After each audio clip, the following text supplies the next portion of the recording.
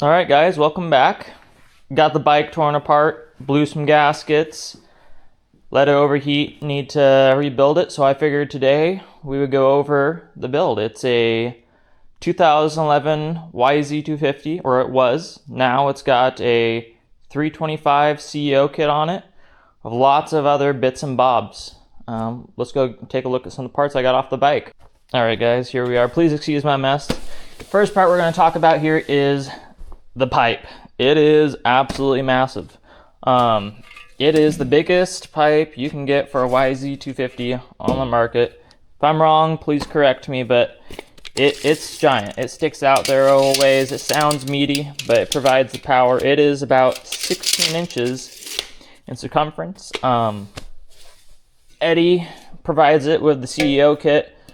ESR right there, as you can tell, I caught a couple dents in there. That was our solution. We'll talk about that in a second. It came with these header extensions. They kind of just couple on there like this. This is the one I've been using. I've felt like it's got more than enough low end torque with this guy on there.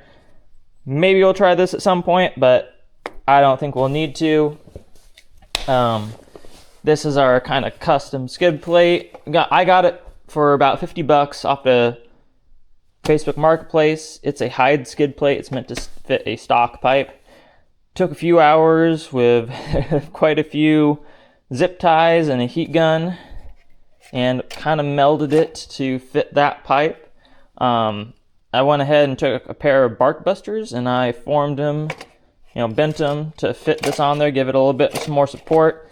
Right about here is about where I took my first whack before I had these set of bark busters. And it put that dent right in there, so that was our solution. The stock tank on these YZ250s is a 1.8, 1.9 gallon. That is way too small, especially for the 325 kit. We run out of gas incredibly fast. So I went ahead and got this Clarke 2.9 gallon. I chose the Clarke over the Cerebes just because the Cerebes sticks up a little bit further, and I don't want to smash my goods, if you know what I'm saying. So that's why I chose the Clarke. They're right about the same price. I like the fact that this is a clear tank. It's nice to be able to see where my fuel's at. All right, now let's talk about the engine. So with the CEO kit, you get a dish piston. It pulls the fuel to the center and exhaust gases. And that provides a little bit better low-end torque. This is kind of the specialty part about the CEO kit. Different than about every bike I've seen out there, but I got no problems with it. Until it's a little bit black. I had a lot of carbon deposits on there. I should probably stop running bean oil. We just don't run these bikes hot enough in the woods to burn off all that bean oil. I got a little bit more work to do on this, but it's not too bad. Going over to the jug and the head. The head is this nice blue anodized. Still got some carbon deposits on there. Looks pretty cool. And this is the jug. It's got a steel sleeve. As you can tell, there's still some good cross hatching in there. Got some good life left in this still. This is the power valve. As you can tell, there's no linkage. They removed that, so it works all off the exhaust. I have had zero issues or wishing that it was different. I love this thing. It's great. I am not sure if this has the ESR reads in it or not. Maybe I'll find that out another time, but ESR does make their own read set. All right, so let's talk about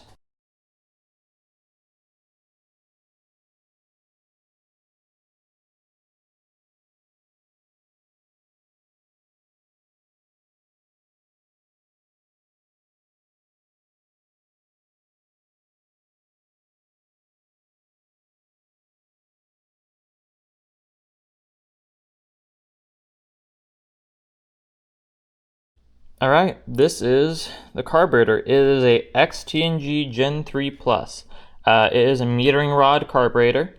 I'm loving this thing. It has multiple circuits, unlike the Billetron or a smart carb, which allows it to have more low end and it's more adjustable.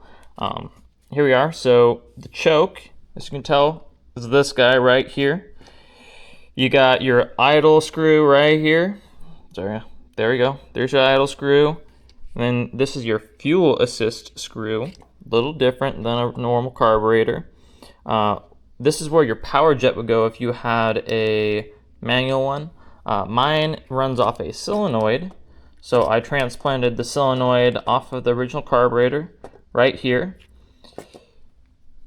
Slides really smooth. I've had zero problems with this thing. It has provided me actually quite a bit more snappy low end, and it runs out better. I'm still dialing it in a little bit. I got to lean it out just a little bit more, I think.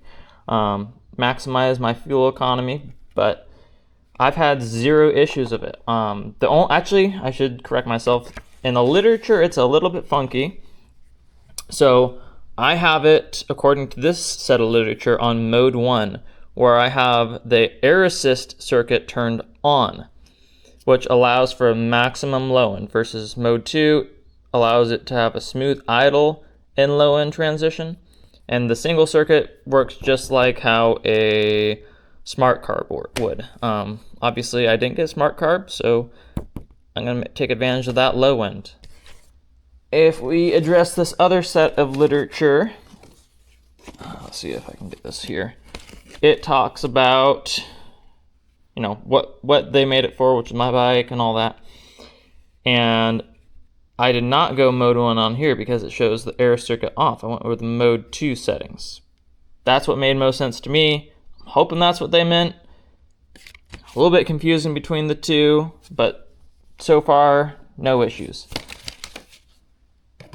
One thing I would suggest that they do differently for this bike in particular is, compared to the original carburetor, where the throttle line comes in, it's set a little bit farther back than the original carburetor. The original carburetor sets it a little bit closer to here. And what that causes issues with is this guy is fighting kind of against the frame right there the whole time. Maybe I can get a better visual of that later.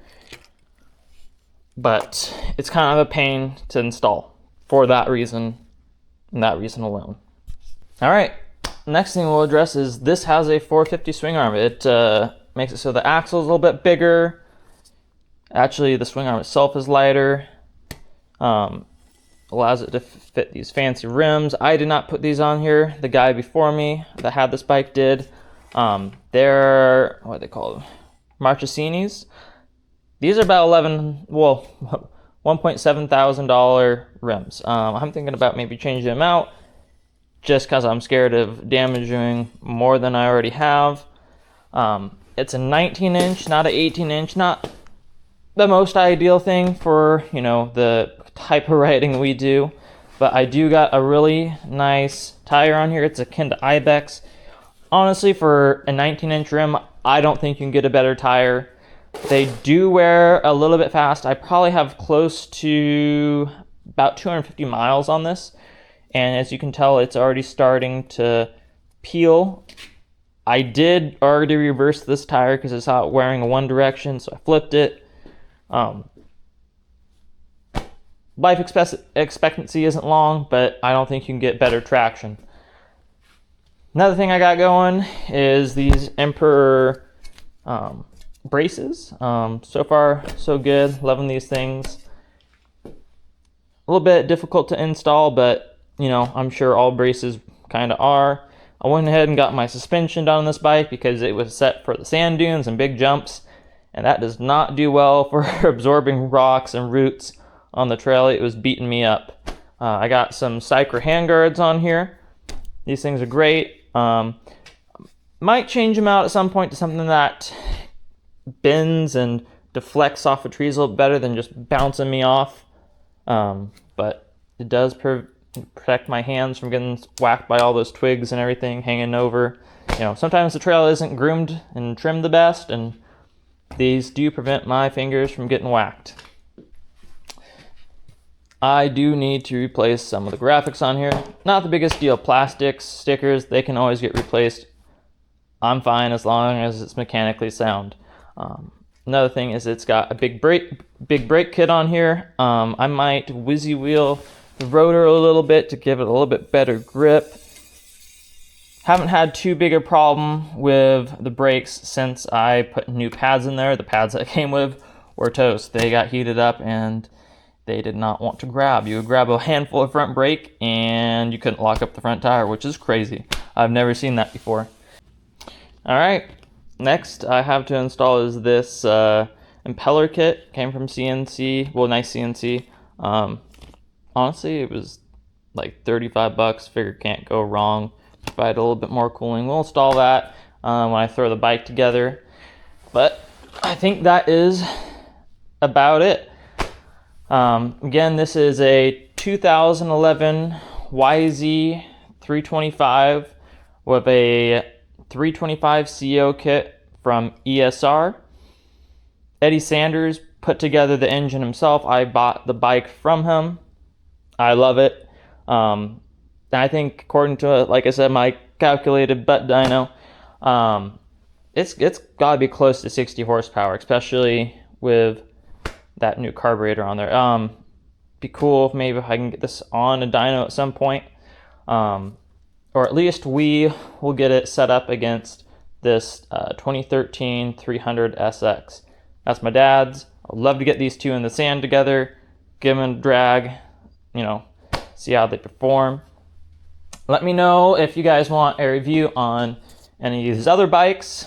We got a KDX 200, we got a KX 100, and like I said, this is my dad's 300 SX.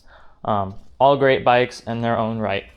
But thank you guys. Yeah, I don't do these types of videos ever, but I figured get some info out there. There's not much info on a 325 out there, not much info on that carburetor out there. So that's that. Thank you guys.